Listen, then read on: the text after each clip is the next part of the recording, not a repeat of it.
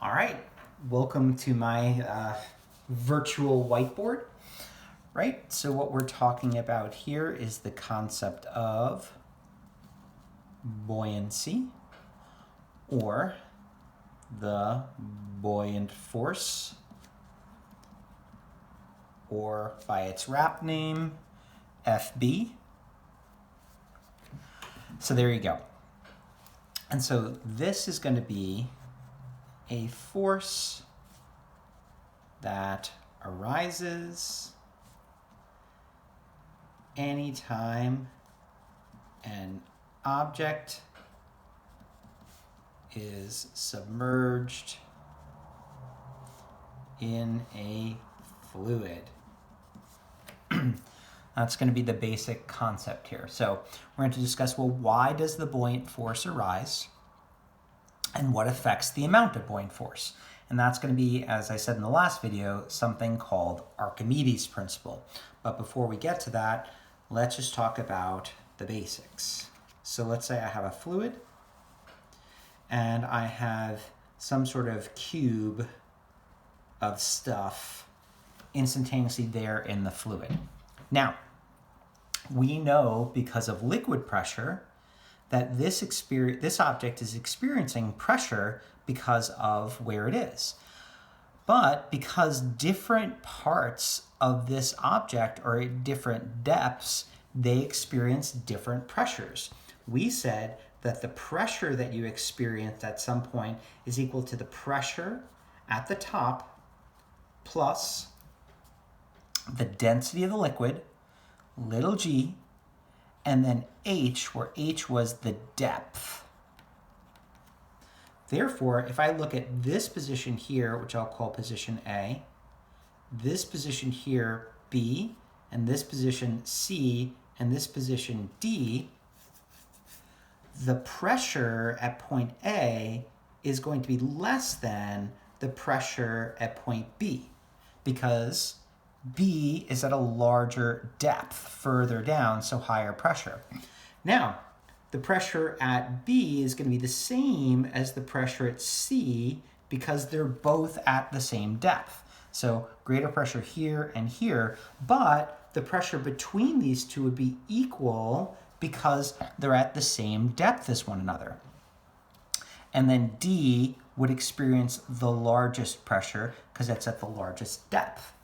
So if you think about that then, if the pressure is greater here than here, but equal here and here, these pressures all along the side cancel each other out because they're trying to do the same thing to the object.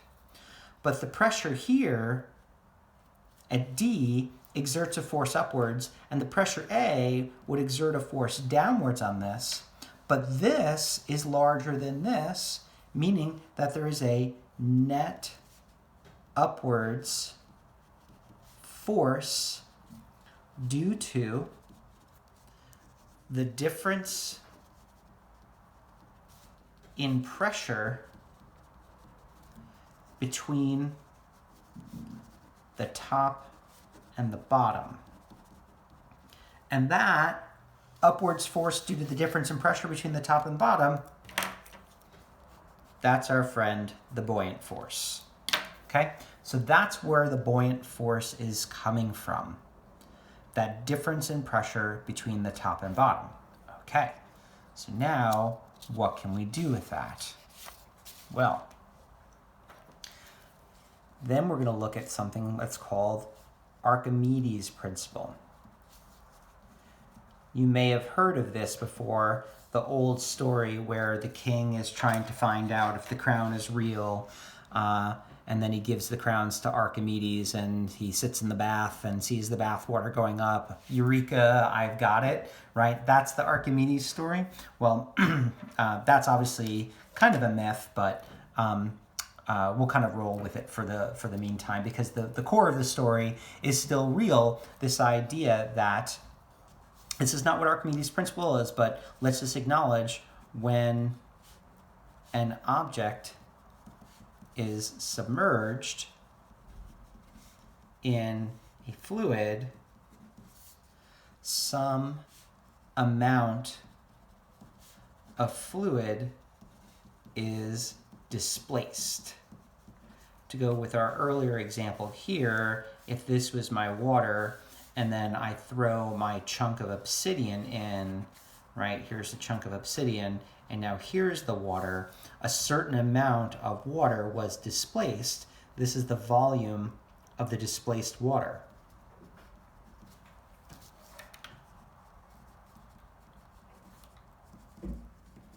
The volume of the displaced water is always going to be equal to the volume of the object submerged. Now, notice I didn't just say the volume of the object, but the volume of the object submerged. Because remember, when I had my egg thing, and I put that in, the volume went up a little bit, but the egg wasn't entirely submerged. The only part of it that was submerged was this bottom bit right here. So in other words, the amount by which the water went up, which is that bit there, which I'll color in green, is equal to that bit in red about how much of the egg was below the water. So we don't want to say that the volume of the displaced liquid is always equal to the volume of the object submerged, just how much of it that's been submerged, okay?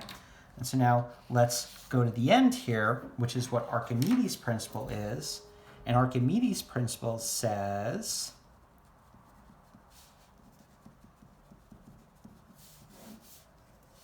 the weight of the displaced fluid is equal to the buoyant force.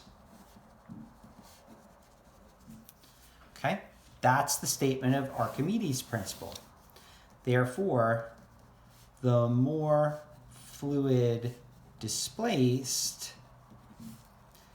equals greater buoyant force. Or the heavier the fluid displaced, the greater the buoyant force. Well, hold on a second. How can those two things be different? Well, if I have fluids of greater density, even with the same amount of fluid displaced, it would be heavier. So when we say the heavier of the fluid displaced, we really mean more dense fluids cause greater buoyant forces. So one last bit on this video, and then we'll look at this in some applications. Will it float becomes the question. Well, if I've got an object, boom, boom, boom, boom, here it is.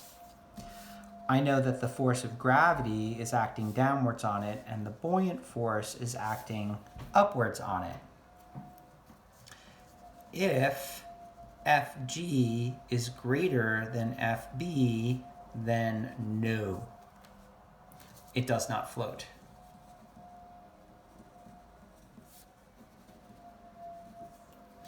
Right? But there's some sort of weird things that can happen here. If I've got my object down here, like I had the egg, notice the egg shot upwards. Because in this case, if Fb was greater than Fg, it would go to the surface. But if we have an object that's just floating at the surface, that's got to mean, if it's floating, that Fb is equal to Fg. The two forces have got to cancel each other out. So here's the weird thing about this. Notice that we said before on that last bit that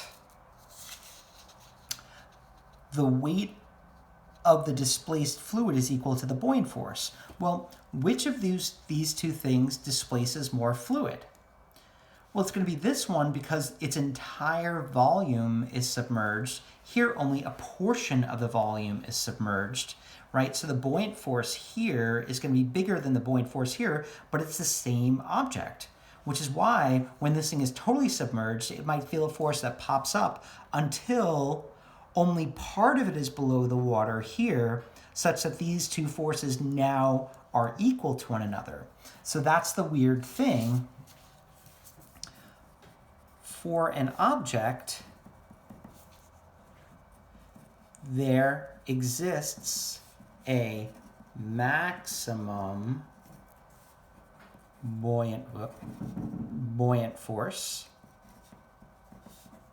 and that maximum buoyant force exists when the object is entirely submerged. When it's only partially submerged, then it only experiences part of that maximum. So as an equation, then, the buoyant force, we said, is equal to the weight of the displaced fluid.